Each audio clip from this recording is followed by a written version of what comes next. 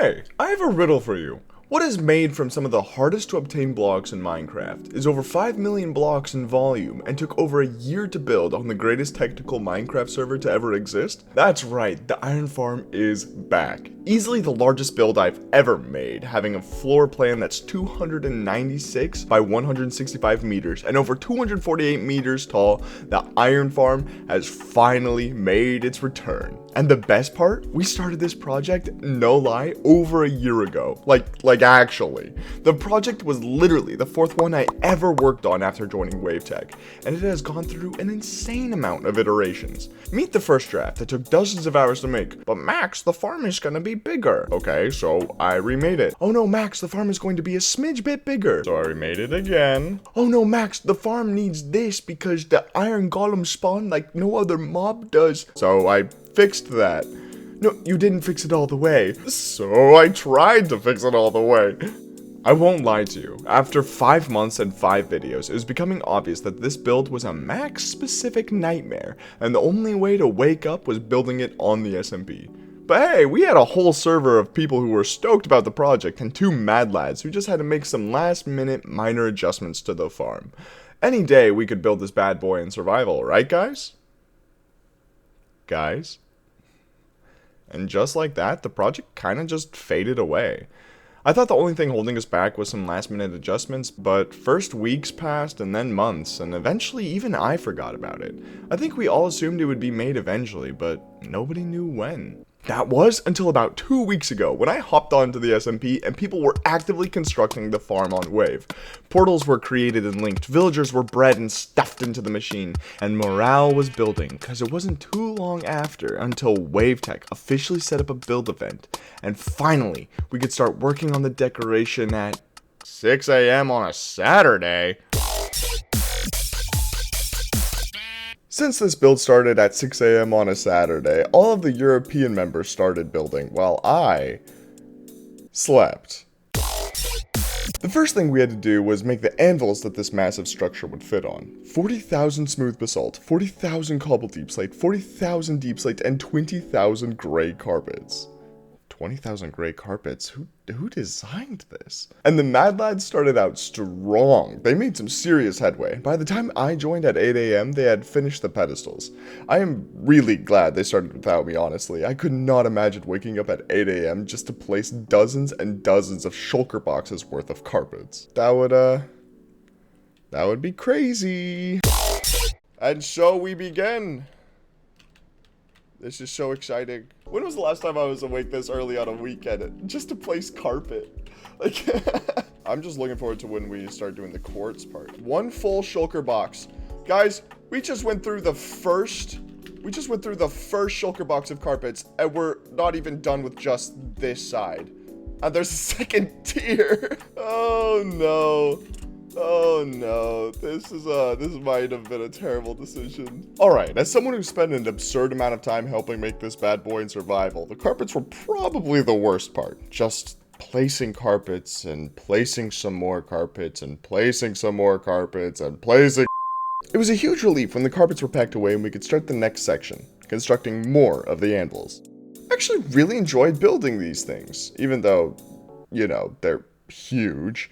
It's hard to describe the juxtaposition, the 1 year juxtaposition, of designing this build in creative versus building it in survival. I genuinely didn't understand the scale of this until I started laying down row after row of bricks.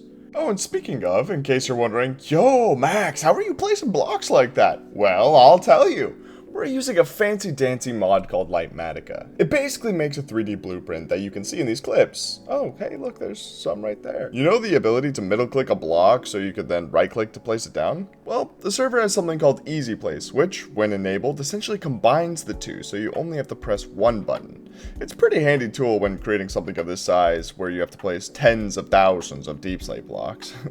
Anyways, where were we? Oh yeah, placing tens of thousands of deep slate blocks. Oh my gosh, we might have actually reached the top of the anvil. We're actually not even close. We just got to the top of the letter. Hey Max, funny. I'm actually building. What? Okay, wait. I'm marking this in my replay. I just added a little event marker just so I know that that's the point where I have to find cubic. This is kind of a weird longing in my heart, but working with all this wool makes me want to build the V2 on Wave. We don't have to, but like I kind of want to build it. I was wondering what that giant concrete slab was in the sky. It's not a concrete slab, it's snow. No. Oh my gosh, Cubic's planting flowers. I'm all about that peace and love.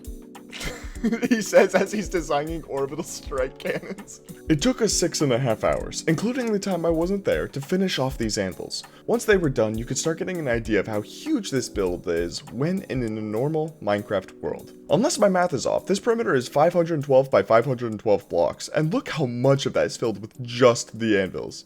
By the time this build is completed, it's going to tower over the Iron Farm walls, and I, for one, could not be more excited.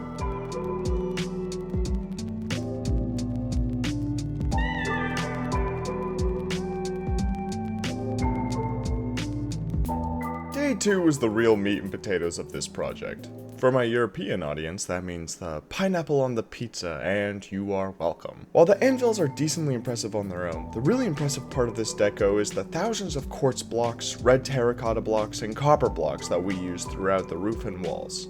Thankfully, this is Wavetech we're talking about, and with JKM's incredible quarry projects and Cubic's copper oxidizer, we have incredible amounts of these generally very niche materials. And so, once again starting early in the morning, day 2 began. We started by moving all the materials from the perimeter wall to a floating platform between the two anvils for ease of accessibility and got to work. Also, sorry for the flashes of purple while I'm at the storage. Lightmatica thought I wasn't meant to be there and screamed at me in lavender. Forgive me. Push Max into more builds. How about no? I don't ever want to have to build something like this again. Had I known that Mexico was going to be a thing, I would have added dead No, don't in this. I will kill you.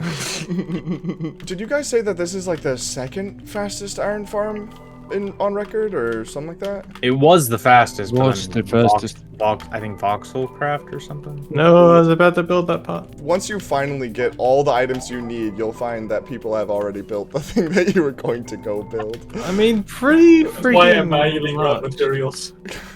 Oh, that's so annoying. People have just like left stuff unbuilt. Yeah, I can't believe anyone would do that. Max, shut the It's literally Max. It's the smooth basalt and copper blocks. That's Okay, fine. I'm gonna go clear my inventory so I can get the basalt and copper too. Warrant bricks. Sounds like a skill issue. I'm hoping nobody saw that. Where am I? Oh my gosh, I'm at the raid farm? So, what is the point of having 743 health and still using a god totem of undying? Don't spectate, go into free cam, unspectate. Wait a second, like, oh my gosh, what? What just happened? What just happened? I got caught in a shulker box, and when I tried to rocket out, it killed me? Oh my god, Max, you literally just exploded. No, I'm back at the raid farm. Oh my god. Geo2 just asked my chat, what's your opinion on setting spawn point close to a building? That's probably a good idea. Oh my gosh, okay, that was just ridiculous. Zero, I don't know if you can hear me, but I gave you a full thing of netherite, and now you're just wearing boots like Max. And I yes, Zero, yes! That's how we do it here. John. And you know what I think? That is some wonderful background music to thank my Patreons, Skeeter, Milky, and Broski for supporting the channel. And a huge thank you to everyone who's watched this far. I really appreciate you taking the time to check out this iron farm.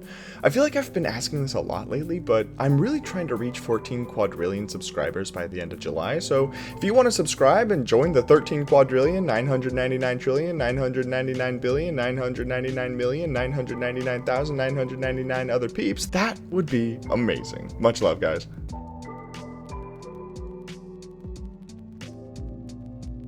Finally, after making the roof, fixing any mistakes, dying a few more times, and getting amped up, there was only one stage left in the entire build. The crown jewel of the Iron Bank, the dome.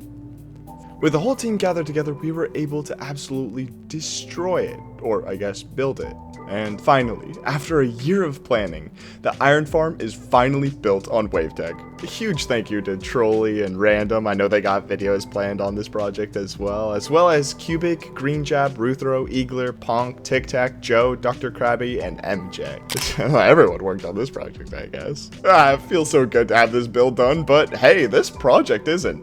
We still have to design the perimeter walls, fix small issues in the deco, and plan the portal entrance, but that's a worry for another day.